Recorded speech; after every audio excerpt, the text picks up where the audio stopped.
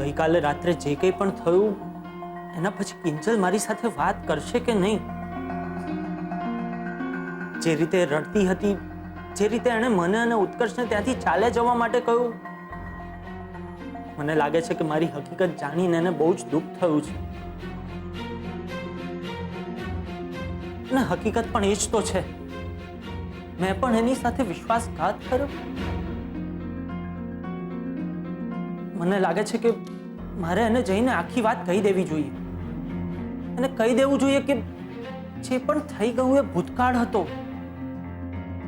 આ નીરવ હવે બદલાઈ ગયો છે.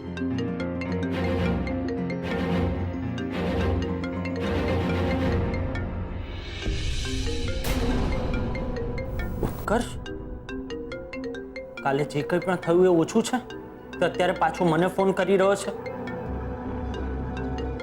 હું પણ એને જોઈ લઈશ.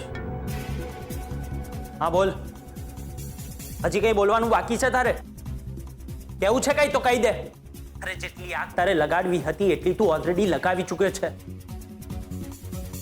તો બોલ, બોલી નાખ જે કંઈ પણ બોલવું હોય. શું કામ ફોન કર્યો છે? બસ તને એ જણાવવા કે પેલો જે ગુલાબ છે ને એ બાળ મજૂરીના કેસમાં ભાગી ગયો છે. શું? ગુલાબ ભાગી ગયો? હા, બસ એટલું જ નહીં, મારી પાસે હજી એક એવા સમાચાર છે જેને સાંભળીને તને ચોક્કસથી દુઃખ થશે. શું? ઓલી કિંજલ ભટ્ટ અને એના પપ્પા મોહન ભટ્ટ બંનેને પોલીસ પકડીને લઈ ગઈ છે.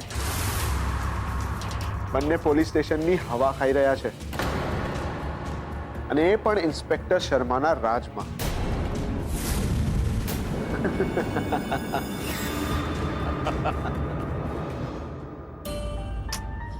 એક તો આ રૂપેશનો ફોન પણ બંધ આવે છે.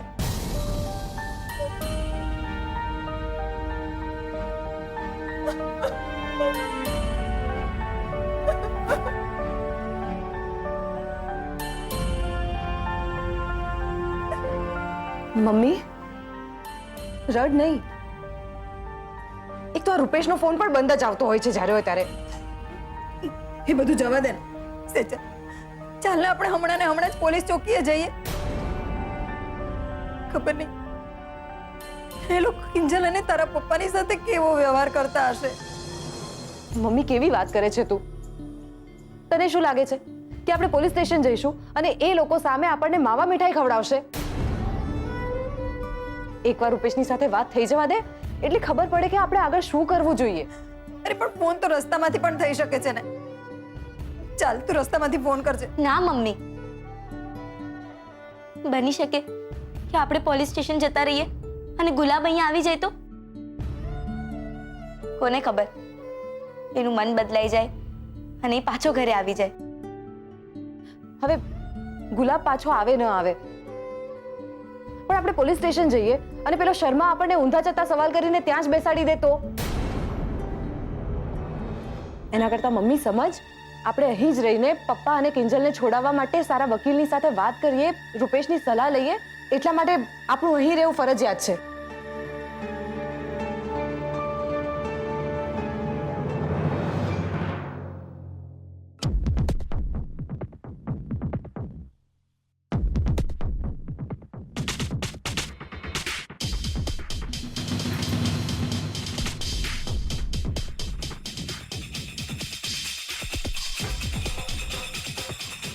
પપ્પા, આ લોકો શું વાત કરે છે?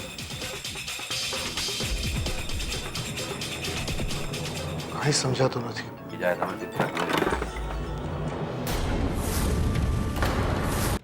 આવો બેસો. આવો એ બાકડાધારી, આવો અહીંયા. આ રસિકાબેન ને વાત કરવી છે. અરે જા ચાલો, કઈ પગમાં મહેંદી મૂકીશ કે હું? હલો જલ્દી.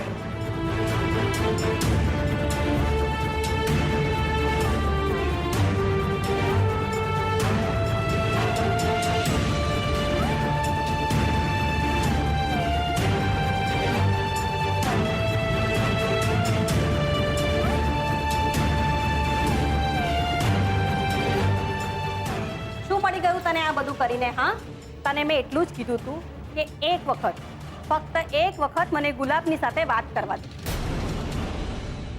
પણ તે એવું ના કરવા દીધું, એને ભગાડી દીધો ને. તું એમ ના સમજતી કે ગુલાબને ભગાડીને તમે બધા બચી ગયા છો. અને જો એવું સમજતી હોય ને તો એ બહુ મોટી ભૂલ છે,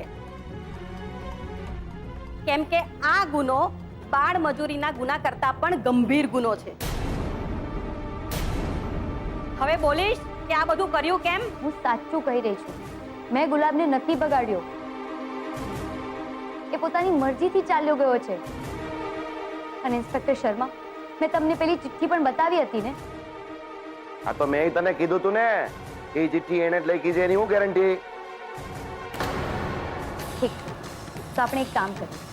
ગુલાબની જે ભણવાની નોટબુક છે એ અક્ષર અને આ ચિઠ્ઠીવાળા અક્ષર બંનેને મેચ કરીને જોઈ લઈએ. એમાં તો તમને વાંધો નથી ને?